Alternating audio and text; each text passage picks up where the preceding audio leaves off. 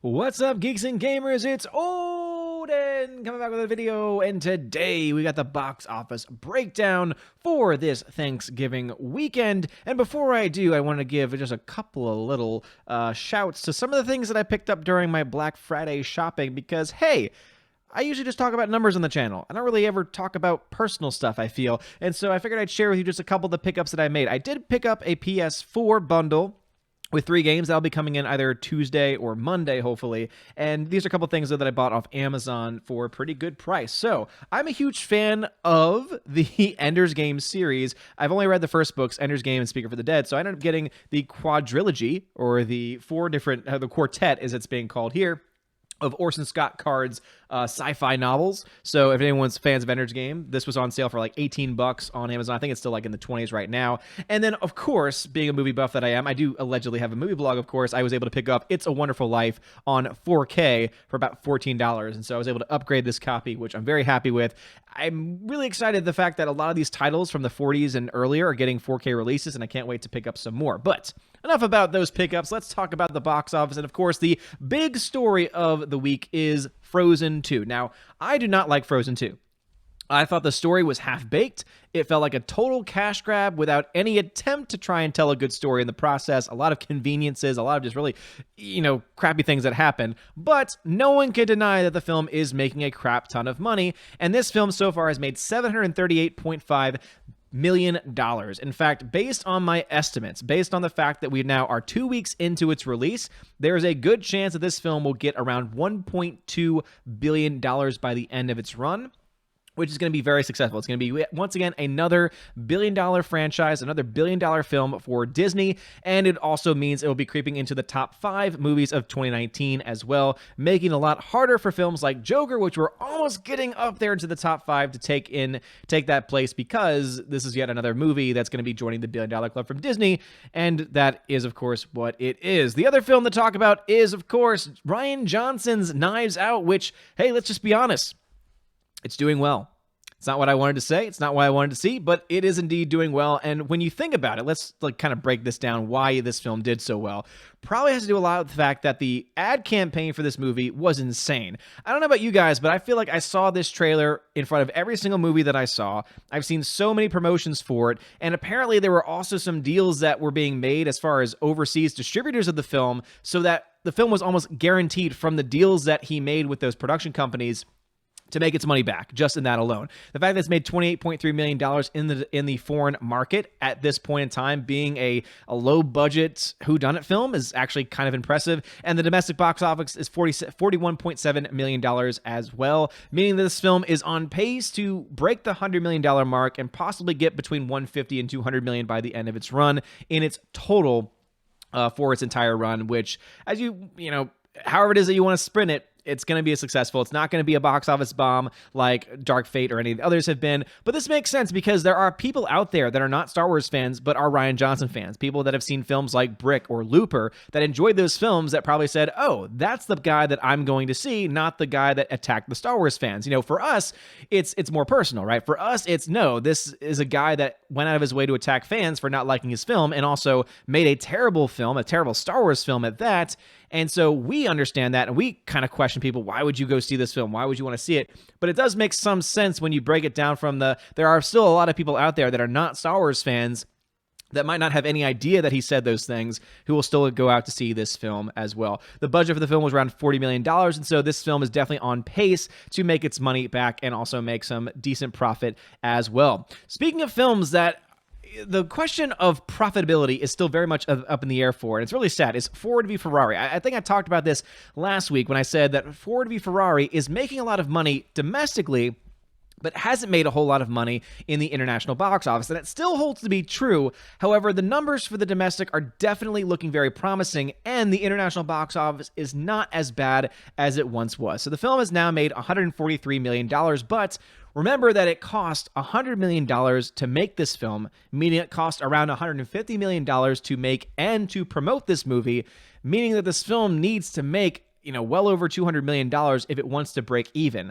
Based on the fact that it's now been out for a few weeks and it's going to be slowing down a little bit, at least in the foreign market, allegedly, it doesn't seem like this film's going to be able to make that amount of money back.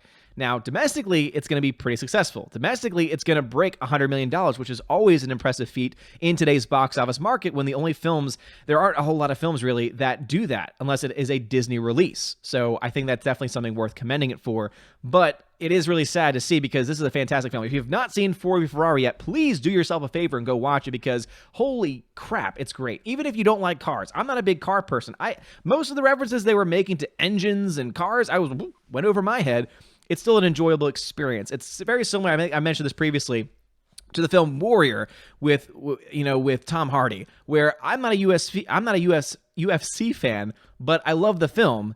And it was able to grab me in. This film was also able to do the same thing. And so I highly recommend it. Go see this film. I don't want this film to be a flop. I don't want this film to lose money. And I'm hoping that if they have deals or tax breaks or anything like that, that maybe we don't know about, that it's able to make some money off of this. But based on the numbers that we have and industry standards, it's still not looking quite that great for this film being out of the woods just yet. But again, that still remains to be seen. Beautiful Day in the Neighborhood is still not really performing all that well. $34.3 million.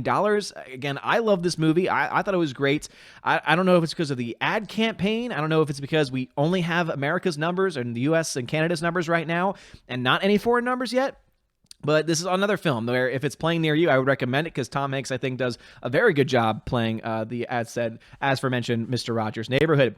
Joker is over the $1 billion mark and really isn't making a whole lot more at this point in time because it has been out for 60 days. It's been out for 2 months, and it's still making money. And the one thing I do want to talk about when it comes to this film is where it ranks in this week's rankings compared to another film on this list, which, of course, would be Charlie's Angels, which is still not making any money.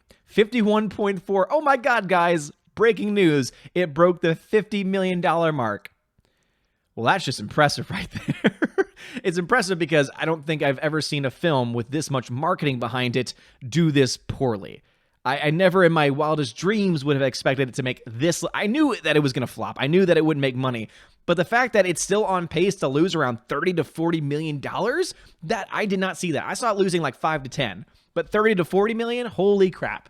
That is anemic. That is terrible. And yet they have just announced that she is going to be allowed, that Elizabeth Banks is going to be allowed to direct and star in another movie by Universal. They're going to remake the Invisible Woman from the 1960s or 1940s. They're going to remake that one with her. Do they just want to lose money at this point in time? Do they not realize that they're losing tens of millions of dollars on this film alone?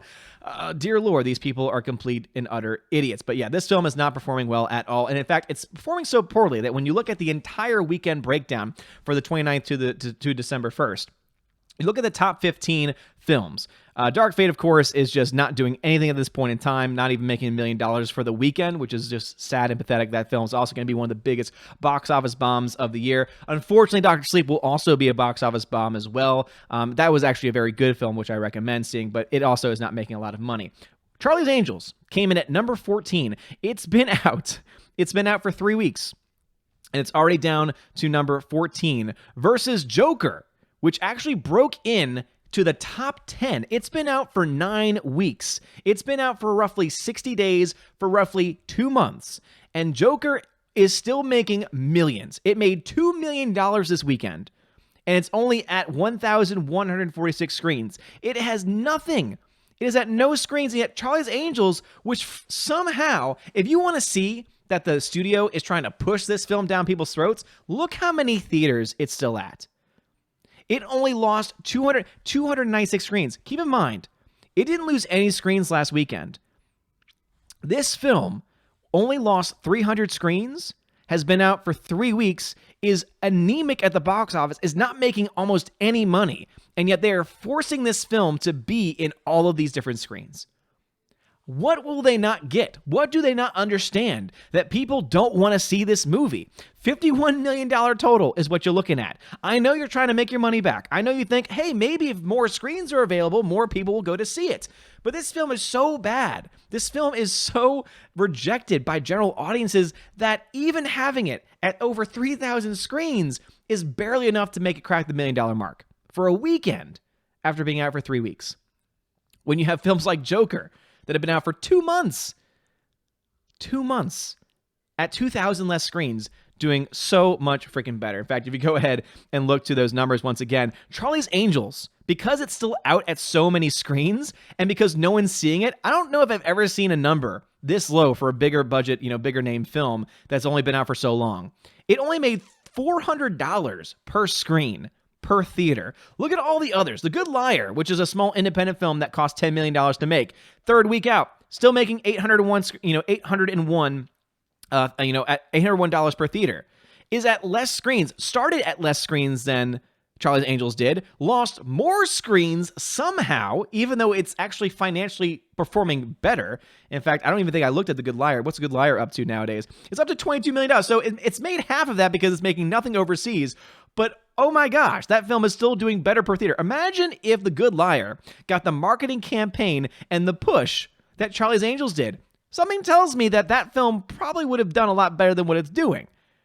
Dear Lord, man, but that just goes to show you. That's what Hollywood's doing. They're trying to force this crap down our throats, and it's not until people like us say, hell no, I'm rejecting your nonsense, that they might get the message. But even then, they might not still get the message. That's just why we need to stay strong with this, right?